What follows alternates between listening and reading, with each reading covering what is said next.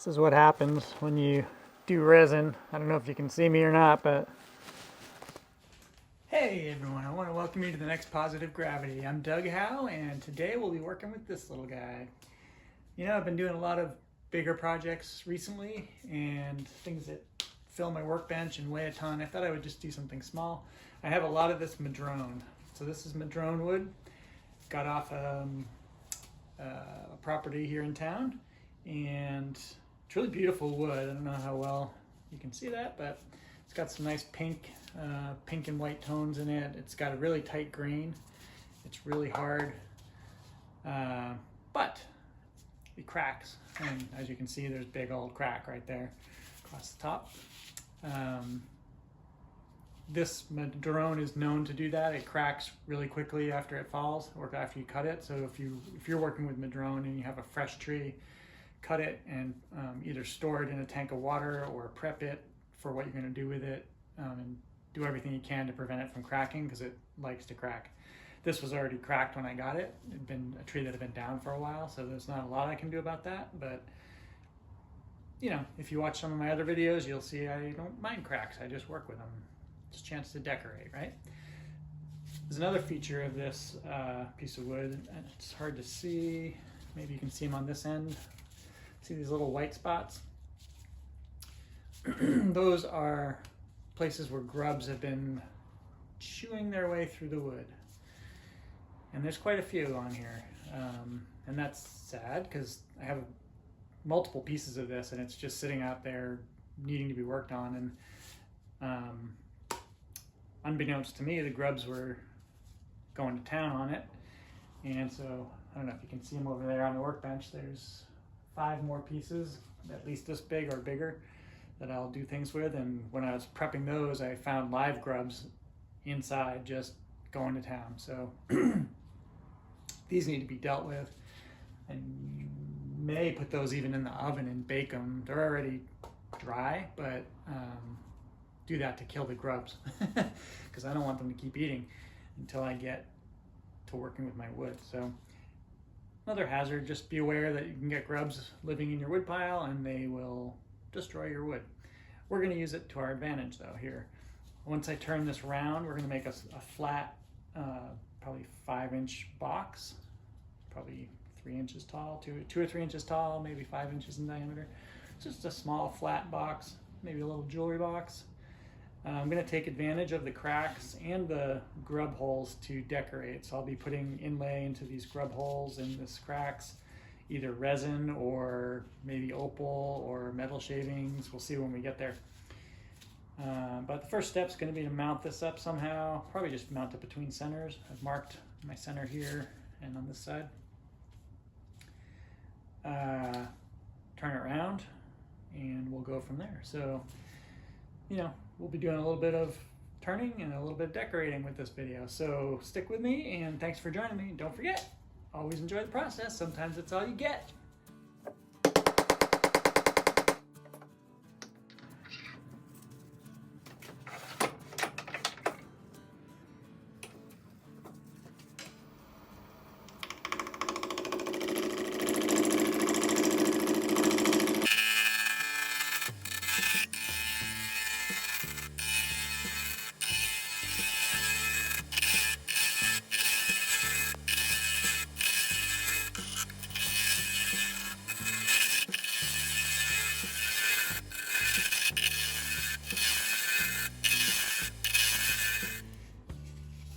Next step's going to be to put a tenon on both sides for the lid and the top, the lid and the bottom. Try to do this with my skew. We'll see how this goes.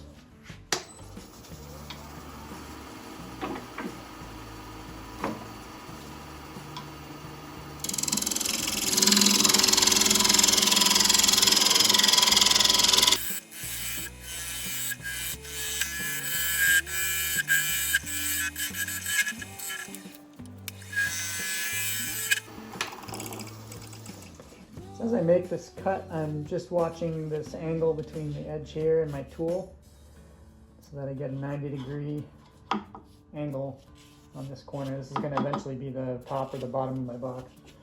haven't decided yet, but I don't want to have a a wonky angle here. I want this to be square. I'm going to do the same thing on this side.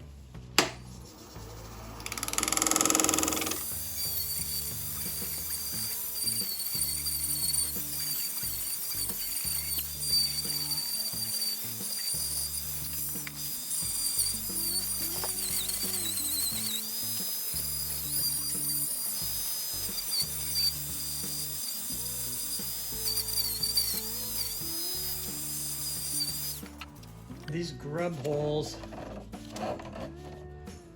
I have, in the past I've just hit them with CA glue and just fixed them in place. I think for this one I'm going to highlight them, so I'm going to carve them out. The wood that's in here is really, it's not punky, but it's almost like dry rot. I think it's mostly just castings left behind probably by the grub.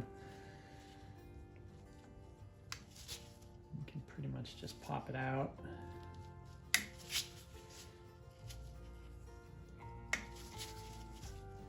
I'm going to go ahead and work my way around here and clean these out.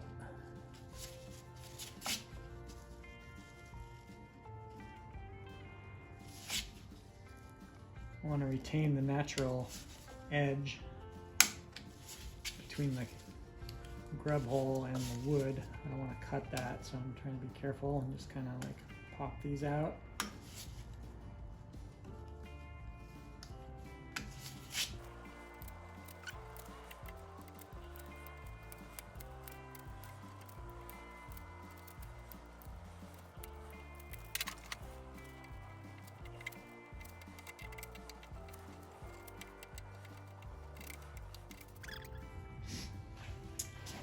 Alright, I think I got those cleaned out. Some of these tunnels go further into the wood, so I'm just going to go through and hit each one with a little bit of thin CA to try to secure anything that's left that is not wood.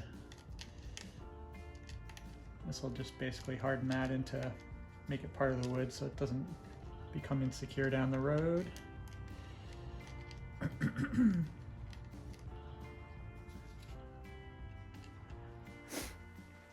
All right, so I've taken this off the lathe, and I think the next step is going to be to work on filling all these gaps. I think I'm going to do a resin casting on it with some red metallic resin powder if I have it. I'll have to go check. So I guess the next step is making a mold for this and doing a resin pour. I think before I do that, I'm going to hit this with sanding sealer to try to seal up the end grain and see if I can prevent any staining. Hopefully we can prevent staining. So let's go ahead and do that, and then we'll do a resin pour. And we'll see what happens after that. All right, I'm back. I've got this casting out of the pressure pot. I just left it in there overnight. This was done with Alumilite clear cast, done with metallic red resin powder, also from Alumilite. I had just mounted it on a thin piece of plywood with a plastic wrap. So I've already turned it a little bit. I turned it between centers to get this tenon back. And now I'm going to mount it on the faceplate, get this tenon back, and we'll carry on from there.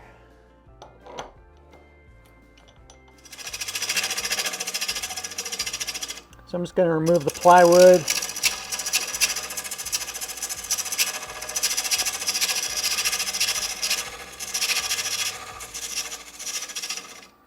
And as much resin as I need to get my tenon back.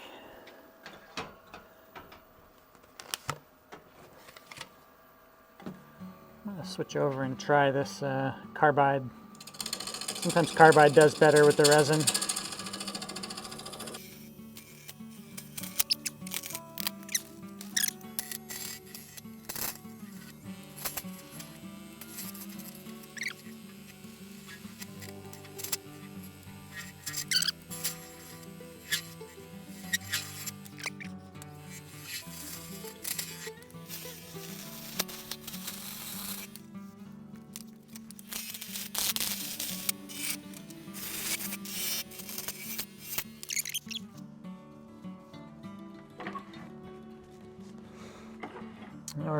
ground up the outside.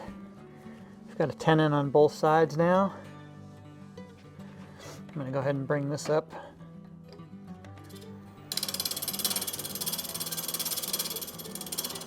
So we need to remove this entire coating of resin.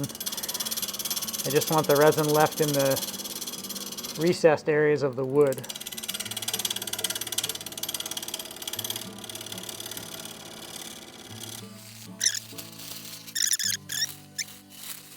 If your cutting tool is working well, you get ribbons.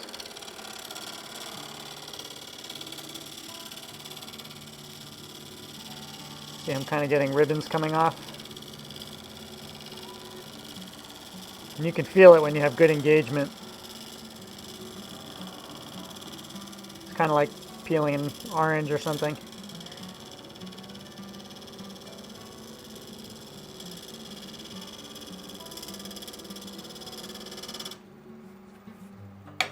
Also dulls your blade pretty quickly. I'm probably going to have to go resharpen here momentarily.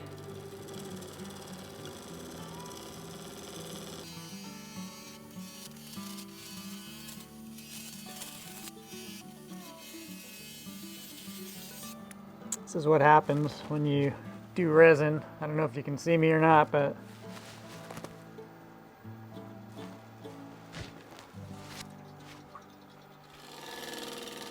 so I'm using different cuts, push cuts, pull cuts, and scraping cuts to try and use all the surfaces of my gouge before I go resharpen it.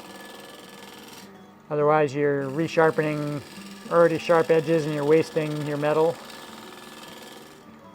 So I try to use all the surfaces of my gouge before I go resharpen as best I can. Still a nice sharp edge right here.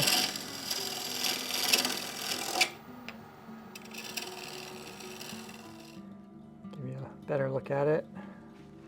So all the grub holes are filled with red resin. Cracks are filled, everything's solid. I don't know if you can see right here, that gray. That's probably grub castings that I should have removed, and I didn't spot them somehow. They looked like wood. All right, they're solid now because they're kind of like embedded in resin. So this all looks good. So I think the next step is to decide which is the top and what's the shape of this box going to be. All right, so here's the basic plan. I've got a cylinder on the lathe, and I'm just going to try to turn. This will be the base, this will be the lid. There's just going to be a simple bead. I think I'll use a bigger bead on the edge of the lid and a slightly smaller bead on the lip of the base. So this will be the seam. And there'll be a little flange that sticks up above this bead on the base for the lid to slip onto. So that's the plan. First step is going to be to separate the lid from the base, and we'll be able to work on those separately. So I decided this is going to be the base. So I don't have the lid running right through this resin right here. I'm just going to leave this intact as the base. I've got basically 3 inches to work with, so I'm going to split this into thirds and split this right here.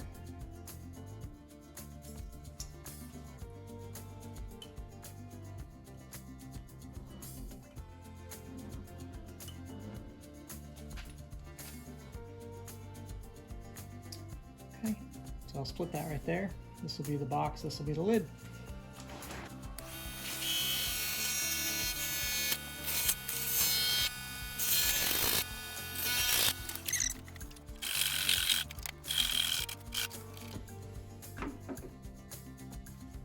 There you have it.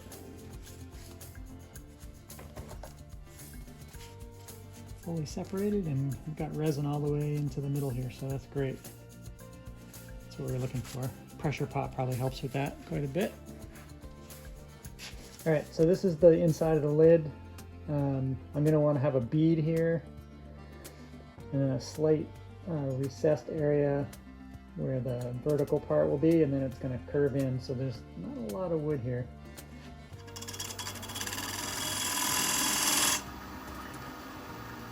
Might be a little too thick, but let's start there.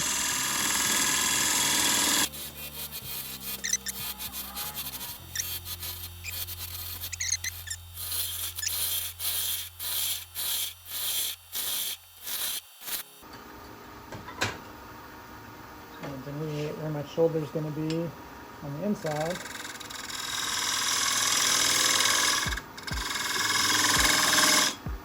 And right there. So I'll just leave a little shoulder for the flange on the lower part of the box to come up against.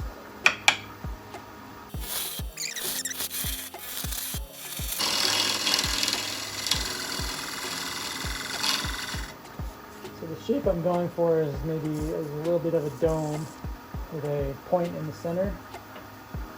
So I want the low part of the dome to be right in the middle here.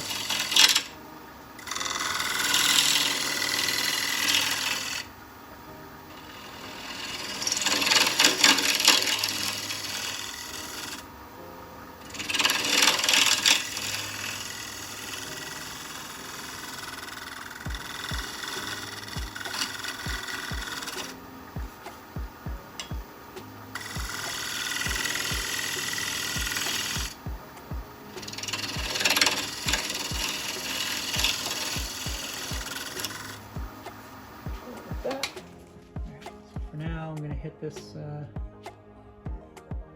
casting spot with CA glue to harden it so it doesn't come loose later. As you can see, it kind of just, the CA glue just mops right into the casting, so it's not going anywhere. So because this is still so wet, I think I'm going to leave this one just like this and not turn it anymore. I'm going to let it dry further. Probably take a few weeks. Alright, so this is the inside of the box. This is going to be the base down here. So this needs to be hollowed, and it's going to need to fit this this lid. So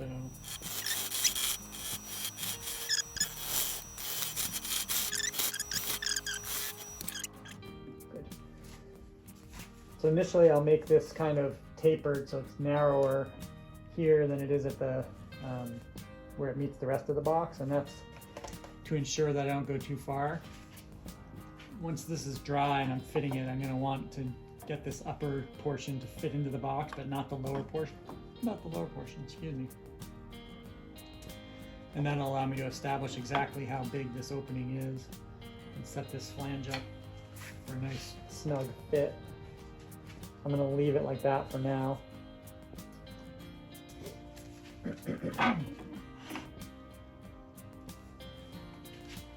Now I'm going to come to the outside before I do any hollowing. So remember, I want to put a bead on here. So I need to remove a little bit of material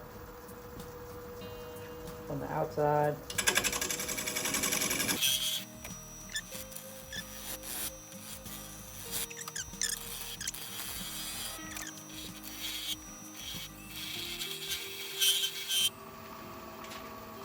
Got some bead right on the lip.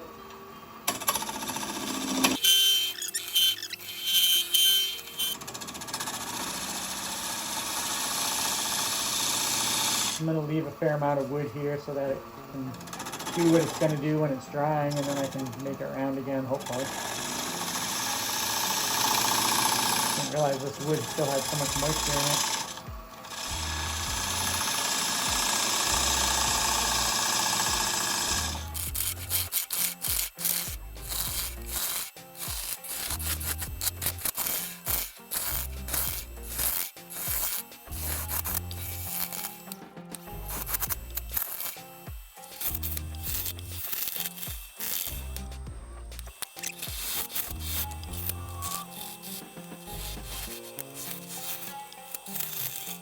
I've left enough wood here so that this can do what it wants to do as it dries, and then I'll be able to reattach it, square it up, and finish up. All right, so we're back. I've got the box here. It was several weeks, and this hadn't really shown any sign of drying at all.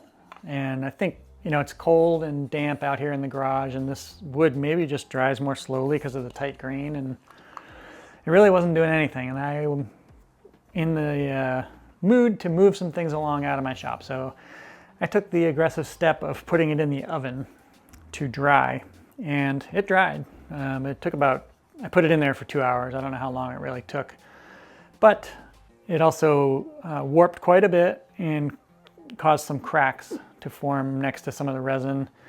I filled those in with CA glue and put this back on the lathe and turned it down. So I kind of have a finished bowl bottom now. And yeah, I'm reasonably happy with it.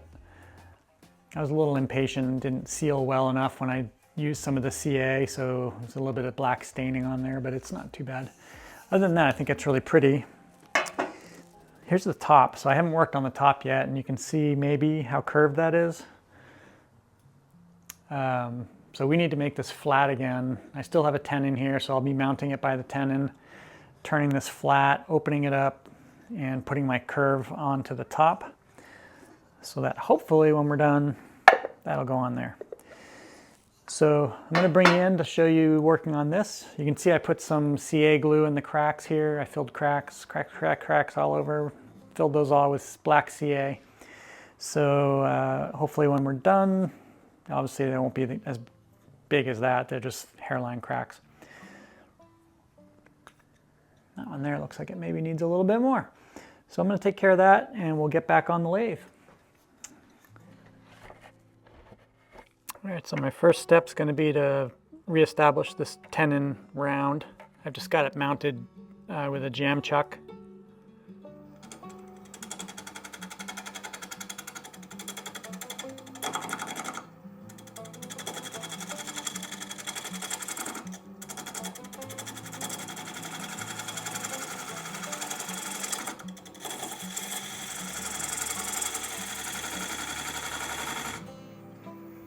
So basically I want to get this round again and get the surface on the face here flat.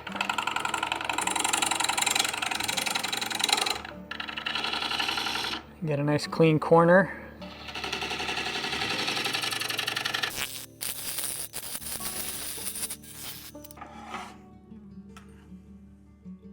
Okay, that looks good.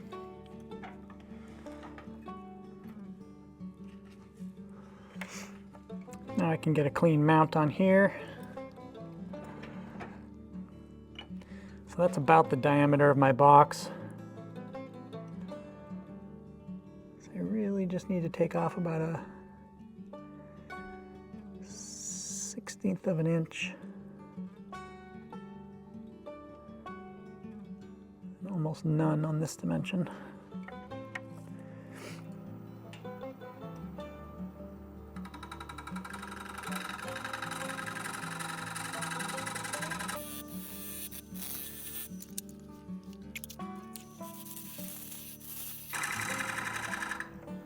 So I'm going to angle this surface of the box lid up towards the middle just a little bit, so it's a little bit further in as you get to this inside edge, and that will help the lid and the base come together cleanly.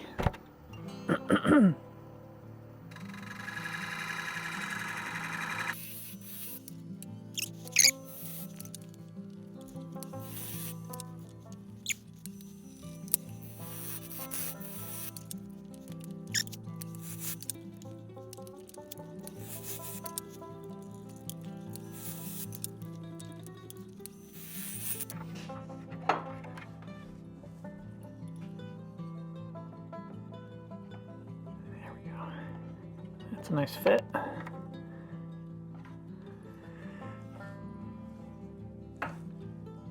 Okay, so we have a appropriately sized rim here. Now we're going to have a bead think I can do just a little bit more hollowing inside here. Then we're going to have a bead right here and then a cone-shaped top. So let's work on the inside. I left a little shoulder right here just to define the space between the inside of the lid and the corner here. So this is a 90-degree corner. And then there's a dome, and there's going to be a little raised point in the center.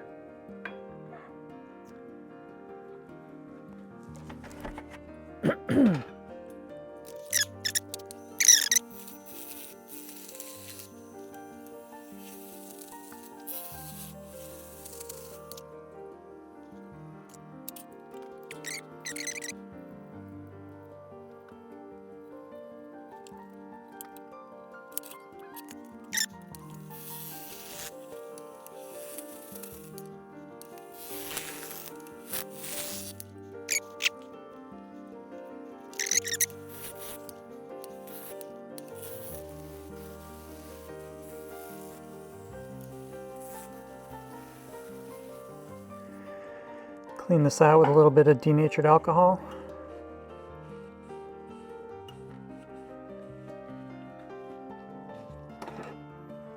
And I finished the bottom with a few coats of Danish oil. So we're doing the same for the top, inside and out.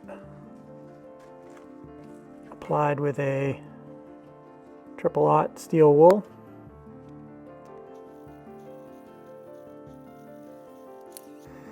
Just applying gentle pressure.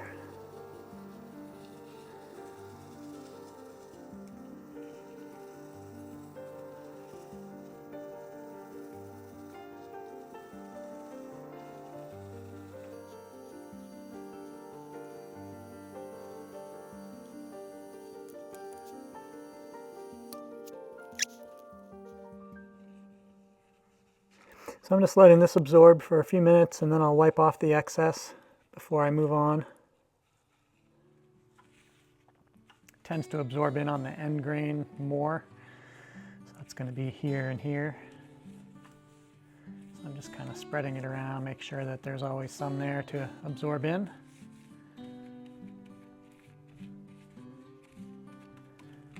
Add more if you need to.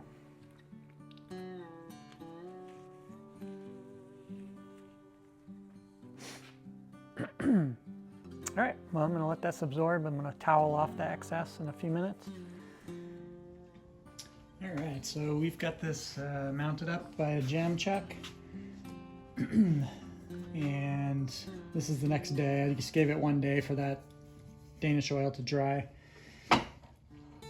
So the next step, I think we need to have a bead right here on the lip. And then a little bit of a sidewall.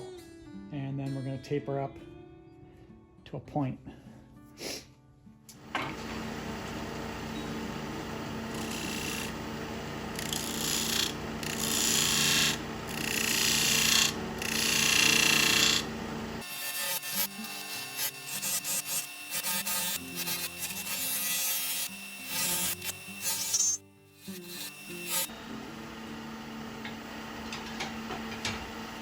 Okay. So I've got a bead and a flat edge here. I'm going to start cutting in for my taper.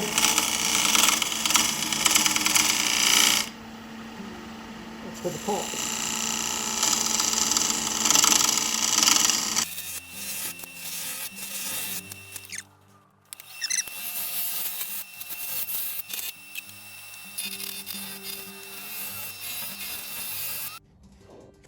Pesky larvae.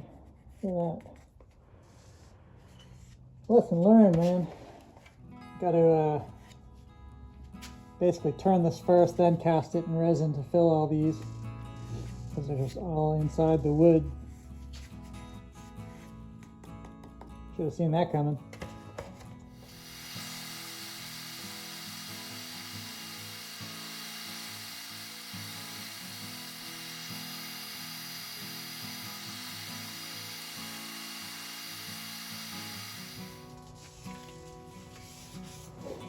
We still need to deal with that center. Use a drill mounted sanding disc to deal with that.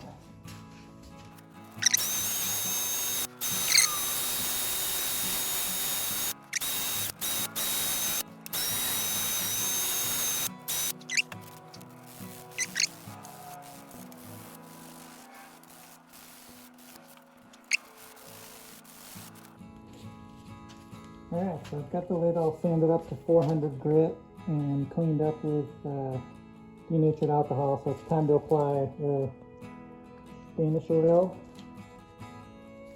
I've been doing that just with a little piece of quadruple lot steel wool.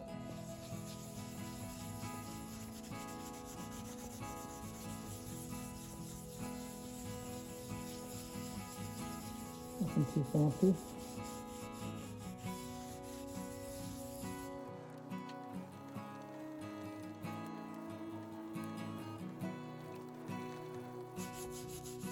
Doing this with gentle pressure. I don't want to scratch the resin too much. Ideally, you won't see any scratches here. Should just smooth off any tiny little imperfections or burrs.